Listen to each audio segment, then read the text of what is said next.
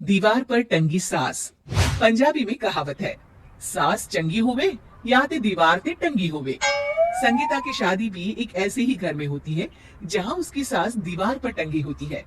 ससुर और पति शादी के पहले दिन उसे सास के फोटो के सामने ले जाते हैं, जहां ससुर जी कहते हैं, बेटा बेटा संगीता, ये तुम्हारी सास थी, बहुत नेक और भली, लेकिन थोड़ी गुस्सैल थी। गुस्सा आने पर सब तहस नहस कर देती थी, पर अब ये इस दुनिया में नहीं है। हाँ संगीता, माँ होती तो तुम इनकी कोई बात टाल नहीं सकती थी, वरना तो माँ घर में भूचाल ले आती। संगीता मन में खुश होती है कि अच्छा है कि ऐसी औरत अब इस घर में नहीं है, लेकिन दिखावे के लिए वो जैसे ही सास की फोटो के सामने हाथ जोड़कर खड़ी होती है, ये क्या?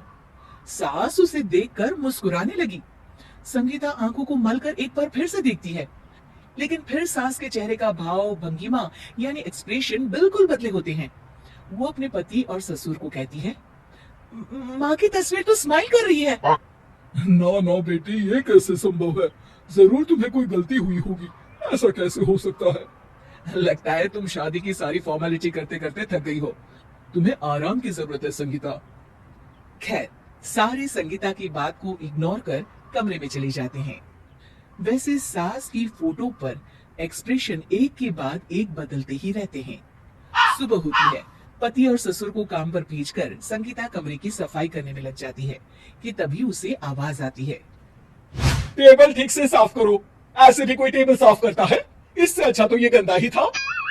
किसी औरत की आवाज सुन संगीता दंग रह जाती है और सोचने लगती है कि आवाज कहाँ से आई। आवाज को नजरअंदाज कर वो फिर से अपना काम करना शुरू करती है, लेकिन इस बार तो आवाज बिल्कुल उसके कान के पास से आती है। मेरा घर है ये, जब तक मैं थी चमका कर रखती थी, हर एक चीज शीशे की तरह थी। तुम्हें तो ना सफाई आती है ना कुछ पता है। क्यों तुम्हें मेरे घर की जिम्मेदारी दे दी गई है? पता नहीं तुमने मेरे बेटे को क्या दिखाई दिया। मैं होती तो एक से बढ़कर एक लड़कियों की लाइन लगा देती। अब संगीता को समझने में देर नहीं लगी कि ये आवाज किसी और की नहीं बल्कि उसकी सास की है, जो दीवार पर टंगी है। वो उसके पास जाती है और कहती है, नमस्ते सासू माँ, मुझे तो कल ही लग रहा था कि दीवार में कुछ काला है। वो दीवार नहीं, दाल होती है पगली। सही पकड़े हैं सासू माँ। तो क्या हो गया आपको जो आप यहाँ भी चैन से नहीं बैठी हैं? सुना मैंने आपका व्यवहार काफी गुस्से वाला था। चुप रहे तू, ज्यादा बकर बकर ना कर। घर का काम करना तो आता नहीं, आई है मुझसे बहस करने। हाँ देखिए सासू माँ, मैं आपसे साफ साफ कह देती हूँ, मुझसे पंगा लेने की कोशिश मत करिएगा। तभी पीछे से संगीता का पति आता है। अरे संगीता, किससे बात कर रही हो? कौन है वहाँ? संगीता की सास की फोटो फिर से पहले जैसी हो जाती है। आपकी माँ से कह रही थी कि मुझे काम करना आता। अरे संगीता, माना सास के ताने हर बहू को अच्छे लगते हैं, लेकिन यहाँ तो माँ है ही नहीं।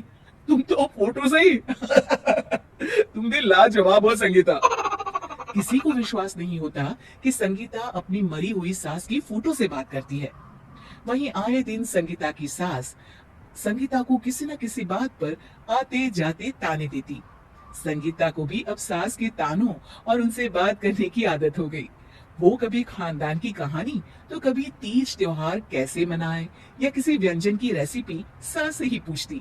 सारा दिन घर में अकेली संगीता की सास अब उसके लिए तानों के साथ पक्की साथी की तरह भी रहने लगी थी, जो किसी और को नहीं बल्कि संगीता को ही सुनाई देती। तो देखा आपने, सास बहू का रिश्ता हर रिश्ते से ऊपर होता है, फिर चाहे वो खट्टा हो या मीठा।